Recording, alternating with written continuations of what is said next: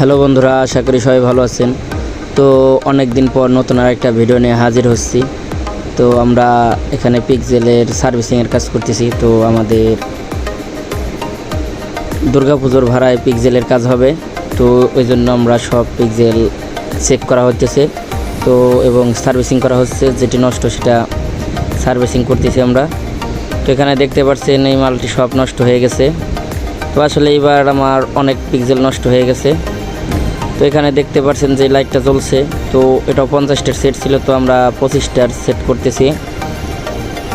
তো আসলে এই অনেক জায়গায় চিপা রাস্তা থাকে, ছোট রাস্তা, ওটা 50টা করে সেটে পড়ে না। এই জন্য আমরা 50টা থেকে 25টা সেট করতেছি। তো এখানে চেক চলতেছে। তো এখানে আমাদের 25টার সেট। তো নিচে যেটি দেখতেছেন এটি আমরা সারবো, এটিও সার্ভিসিং করবো আমরা।